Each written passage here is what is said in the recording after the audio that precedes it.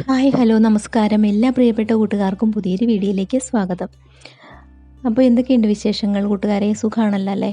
അപ്പോൾ രാവിലെ നമ്മൾ കഴിക്കാൻ ഉണ്ടാക്കിയത് ഉപ്പുമാവാണ്, ഉപ്പുമാവും പപ്പടവും. അപ്പോൾ അത് കഴിക്കാനായിട്ട് ഞാൻ കട്ടൻ ചായ ഉണ്ട് കേട്ടോ. അപ്പോൾ അങ്ങനെ കാപ്പൂടിയൊക്കെ കഴിഞ്ഞിട്ടുണ്ടായിരുന്നു. മക്കൾ രണ്ടുപേരും രാവിലെ പോയിട്ടുണ്ടായിരുന്നു. അപ്പോൾ മോൻ ഇന്ന് ചോറ് കൊണ്ടുപോകണ്ടെന്ന് പറഞ്ഞുകൊണ്ട് രാവിലെ അരിയൊന്നും വെച്ചിട്ടില്ലായിരുന്നു. പിന്നെ ഉച്ചയ്ക്ക് ചോറ് കഴിക്കാനായിട്ട് നമുക്ക് അനിക്കുട്ടിക്ക് ഇന്ന് ചോറ് വേണ്ടെന്ന് പറഞ്ഞു. ഉച്ചയ്ക്ക് ചോറ് വേണ്ട, തക്കാളി റൈസ് ഉണ്ടാക്കി കൊടുക്കാൻ പറഞ്ഞുകൊണ്ട് ഞാനിന്ന് തക്കാളി റൈസാണ് കേട്ടോ ഉണ്ടാക്കുന്നത്. അതിനായിട്ട് തന്നെ ഞാൻ അരി അടുപ്പത്തിടിയണേ. ഇപ്പോൾ ബസ്മതി റൈസ് വാങ്ങിയത് കുറച്ചിരിപ്പുണ്ടായിരുന്നു. അപ്പോൾ ഞാനതൊന്ന് കുറച്ച് സമയം ഒരു 1/4 മണിക്കൂർ ഞാൻ വെള്ളത്തിലിട്ട് വെച്ചിരുന്നതാണ്. അപ്പോൾ അതിനുശേഷം വെള്ളം തിളച്ച് വന്നപ്പോൾ അതിലേക്ക് ഉപ്പും ഒരു ക്യാരറ്റും കൂടെ അരിഞ്ഞിട്ടിട്ടുണ്ട്. അപ്പോൾ അരി അടുപ്പത്തിട്ടിട്ടുണ്ട്. അപ്പോൾ ഇതിൻ്റെ ഇടയ്ക്ക് ഞാൻ ഇതിലേക്ക് ചേർക്കാനുള്ള തക്കാളിയും സവോളയും ഇഞ്ചി വെളുത്തുള്ളി ചതച്ച് അങ്ങനെ കുറച്ച് കാര്യങ്ങളൊക്കെ എടുത്തു വെച്ചിട്ടുണ്ട്. അപ്പോൾ അതിനിടയ്ക്ക് ഞാനൊന്ന് തുറന്ന് നോക്കിയിട്ടുണ്ടായിരുന്നു വെന്തോന്ന്. അപ്പോൾ കുറച്ചുകൂടെ ആകാനുണ്ട്. അപ്പോൾ ഞാൻ അരിഞ്ഞ് വെച്ചതൊക്കെ എടുത്ത് വയ്ക്കണം. അപ്പോൾ ഞാൻ ഇതിലേക്ക് പൊട്ടുകടലയും കൂടെ ചേർക്കുന്നുണ്ട്. അങ്ങനെ അതൊക്കെ റെഡിയാക്കി വെച്ച് കഴിഞ്ഞപ്പോഴത്തേക്ക് നമ്മുടെ അരി ഇവിടെ വെന്തിട്ടുണ്ട്. അപ്പോൾ ഇനി ഞാനത് സ്ട്രെയിനറിലോട്ട് ഊറ്റി വയ്ക്കാൻ പോവുകയാണ്. അപ്പോൾ അതവിടെ ഇരുന്ന് റെഡിയായി ഇരിക്കുമ്പോഴത്തേക്ക് നമുക്ക് വെള്ളമൊക്കെ പോയിരിക്കുന്ന സമയത്ത് നമുക്ക് ഇനി വഴറ്റാനുണ്ട്. അപ്പോൾ ഇതിന് മുന്നേ തന്നെ ഞാൻ ഈ തക്കാളി റൈസിൻ്റെയും മുട്ട റൈസിൻ്റെയൊക്കെ വീഡിയോ ഞാൻ അപ്ലോഡ് ആക്കിയിട്ടുണ്ട് കേട്ടോ. അത് സെപ്പറേറ്റ് ഞാൻ വീഡിയോ ആയിട്ട് തന്നെ ഇട്ടിട്ടുണ്ട്. അപ്പോൾ അതേ നമ്മുടെ ചോറെല്ലാം ഞാനിത് സ്ട്രെയിനറിലേക്ക് മാറ്റിയിട്ടുണ്ട്. അപ്പോൾ ഒരു ക്യാരറ്റും കൂടെ ഞാൻ അരിഞ്ഞ് ചേർത്തതാണ് കേട്ടോ അതിൽ കാണുന്നത്. അപ്പോൾ അതിന് ശേഷം ഞാനൊരു പാൻ അടുപ്പത്ത് വെച്ചിട്ടുണ്ട്. പിന്നെ അതിലേക്ക് പൊട്ടുകടല ആദ്യം പൊട്ടിച്ച് കേട്ടോ, പിന്നെ ഇഞ്ചിയും വെളുത്തുള്ളിയും ചതച്ചിട്ട് പിന്നെ സവോള വഴറ്റി പിന്നെ അതിലേക്ക് പൊടികളൊക്കെ ചേർത്ത് കൊടുക്കുന്നുണ്ട്. അപ്പോൾ സവോള നന്നായിട്ടൊന്ന് വഴന്ന് കിട്ടട്ടെ. അപ്പോൾ അല്പം ഉപ്പും കൂടെ ചേർത്ത് കൊടുക്കുകയാണെങ്കിൽ സവോള പെട്ടെന്ന് നമുക്ക് വഴന്ന് കിട്ടും. പിന്നെ സവോള ഏകദേശം വഴന്ന് വന്ന സമയത്ത് അതിലേക്ക് അല്പം മഞ്ഞൾപ്പൊടി ഇട്ട് കൊടുക്കുക. ഒരു സ്പൂൺ മുളക് പൊടിയും കൂടെ ഇട്ടിട്ടുണ്ട്. എല്ലാം കൂടെ നന്നായിട്ട് യോജിപ്പിക്കണം. പിന്നെ ഇതിലേക്ക് ഞാൻ പെരിഞ്ചീരകത്തിൻ്റെ പൊടി ചേർക്കുന്നുണ്ട്. പിന്നെ ഗരം മസാലപ്പൊടിയും ചേർക്കുന്നുണ്ട്. അപ്പോൾ പിന്നെ ലാസ്റ്റ് കുറച്ച് കുരുമുളക് പൊടി ലാസ്റ്റ് തന്നെ ചേർക്കാം. അപ്പോൾ അതെല്ലാം ഒന്ന് പൊടികളുടെ പച്ചമുളകൊക്കെ മാറി വന്നതിന് ശേഷം അതിലേക്ക് തക്കാളി ചേർത്തിട്ടുണ്ട്. അതിൻ്റെ കൂടെ ഒരു പച്ചമുളകും കൂടെ ഞാൻ ചേർത്തിട്ടുണ്ട്. അപ്പോൾ ഈ സമയത്ത് എനിക്കിതിലേക്ക് കറിവേപ്പില ചേർക്കാൻ എൻ്റെ കൈവശം ഇല്ല കേട്ടോ, തീർന്നു പോയിട്ടുണ്ടായിരുന്നു. അപ്പോൾ പെട്ടെന്ന് ആലോചിച്ച് നമ്മൾ ചെയ്യുന്നതല്ലേ തക്കാളി റൈസ് ഉണ്ടാക്കാമെന്ന്. അപ്പോൾ അതിനായിട്ട് പ്രത്യേകിച്ച് നമ്മൾ ചേർക്കേണ്ട എല്ലാ സാധനങ്ങളൊന്നും ഇല്ല. ഞാൻ മല്ലിയിലും കുറച്ചേ ഉണ്ടായിരുന്നുള്ളേ. അപ്പോൾ തക്കാളി വെന്ത് വന്ന സമയത്ത് അതിലേക്ക് ഞാൻ ഗരം മസാലപ്പൊടി അല്പം ഇട്ട് കൊടുത്തിട്ടുണ്ട്. ഇനി എല്ലാം കൂടെ യോജിപ്പിച്ച് കുറച്ച് മല്ലിയിലയും കൂടെ ലാസ്റ്റ് ഉണ്ടായിരുന്നു, അത് ഇട്ട് കൊടുത്താണ് കേട്ടോ. കുറച്ച് എള്ളായിരുന്നു. പിന്നെ നമ്മൾ വേവിച്ച് വെച്ചിരിക്കുന്ന റൈസും കൂടെ അതിലേക്ക് ഇട്ടൊന്ന് യോജിപ്പിച്ചെടുക്കാൻ പോവുകയാണേ. അപ്പോൾ ഇതെല്ലാം കൂടെ യോജിപ്പിച്ചിട്ട് നമുക്ക് കുറച്ച് സമയം ആ ചൂടോടുകൂടി തന്നെ ഒന്ന് അടച്ച് വെക്കാം. അടച്ച് വെച്ച് ഒരു 5 മിനിറ്റ് കഴിഞ്ഞിട്ട് നമുക്ക് തുറന്നിട്ട് കഴിക്കണ സമയമാകുമ്പോഴത്തേക്കും നമുക്ക് അപ്പോൾ തുറന്നെടുത്താൽ മതി. ആ സമയം വരെ നല്ലൊരു മണത്തോട് കൂടി തന്നെ നമുക്ക് ഇപ്പോൾ നല്ലൊരു ഫ്ലേവറാണ് കേട്ടോ. ഇത് നമുക്ക് നല്ലൊരു സ്മെല്ലും വരുന്നുണ്ട് ഈ സമയത്ത്. അപ്പോൾ അതേ നമ്മുടെ തക്കാളി റൈസ് ഇവിടെ റെഡി ആയിട്ടുണ്ട്. പിന്നെ ലാസ്റ്റ് കുറച്ച് കുരുമുളക് പൊടിയും കൂടെ ചേർക്കാം കേട്ടോ. അത് നോക്കിയിട്ട് ഓരോരുത്തരുടെ ഇഷ്ടാനുസരണം ചേർത്ത് കൊടുക്കാവുന്നതാണ്.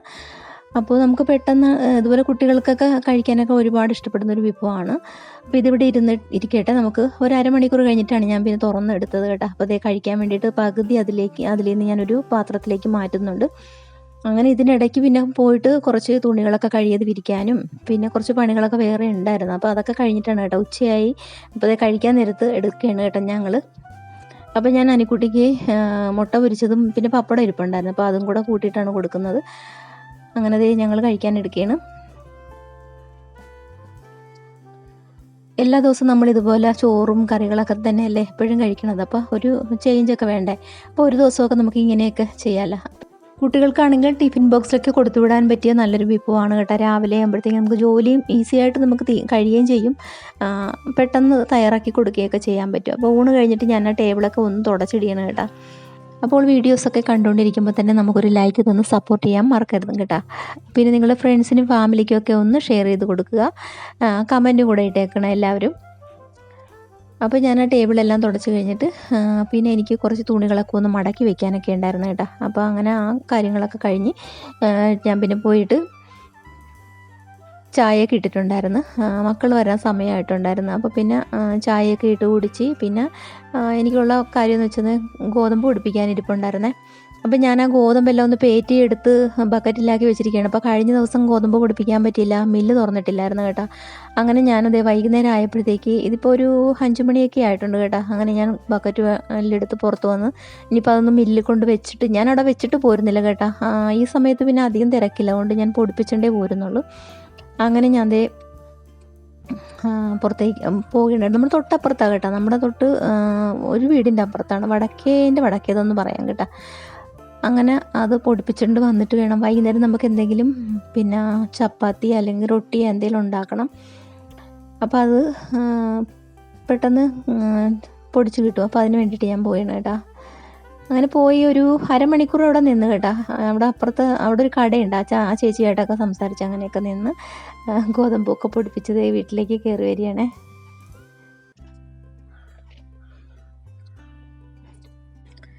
അപ്പോൾ ഏതായാലും ഗോതമ്പ് പൊടി ഉണ്ടല്ലോ, അപ്പോൾ റൊട്ടി ഉണ്ടാക്കാമെന്ന് വിചാരിച്ചു. അനുക്കുട്ടിക്ക് റൊട്ടി മതി എന്ന് പറഞ്ഞു. അപ്പോൾ ഞാൻ കുറച്ച് ഗോതമ്പ് പൊടിയും എടുത്തിട്ട് തേങ്ങയൊക്കെ ഞാൻ ചിരണ്ടി വെച്ചിട്ടുണ്ടായിരുന്നേ. അപ്പോൾ തേങ്ങയൊക്കെ ചേർത്തിട്ട് മധുരമൊന്നും ചേർക്കില്ല, റൊട്ടിയായിട്ട് ഇങ്ങനെ പരത്തി വെച്ചിട്ട് ഉണ്ടാക്കാൻ വേണ്ടിയിട്ടാണ്. അപ്പം കുറച്ച് കുറുക്കുണ്ടാക്കണമെന്ന് പറഞ്ഞുകൊണ്ട് ഞാൻ പിന്നെ കുറുക്കും ഉണ്ടാക്കാൻ കുറച്ച് പൊടി എടുത്തിട്ടുണ്ടായിരുന്നു. അങ്ങനെ ശർക്കരയൊക്കെ ഇട്ടിട്ട് നമ്മൾ ഗോതമ്പ് കുറുക്കുണ്ടാക്കിയിട്ടുണ്ടായിരുന്നേ. അത് നല്ല ടേസ്റ്റല്ലേ കഴിക്കാനായിട്ട്. അപ്പോൾ ഇത് ഞാൻ ഗോതമ്പ് കുറുക്കുണ്ടാക്കി, പിന്നെ റൊട്ടി വേണമെന്ന് പറഞ്ഞുകൊണ്ട് കുറച്ച് പൊടി കുഴച്ച് ഞാൻ റൊട്ടിയും ഉണ്ടാക്കിയിട്ടുണ്ടായിരുന്നു. അപ്പോൾ ഇന്നത്തെ വിശേഷങ്ങൾ ഇത്രയൊക്കെയുള്ളൂ. കൂട്ടുകാർക്ക് ഈ വീഡിയോ കണ്ട് ഇഷ്ടപ്പെടുകയാണെങ്കിൽ ലൈക്ക് ചെയ്യുക, ഷെയർ ചെയ്യുക, കമൻറ്റ് ചെയ്യുക. അപ്പോൾ നമുക്ക് മറ്റൊരു വീഡിയോ ആയിട്ട് കാണാം. അതുവരേക്കും എല്ലാ കൂട്ടുകാർക്കും ടാറ്റ, bye bye, okay, see you, by.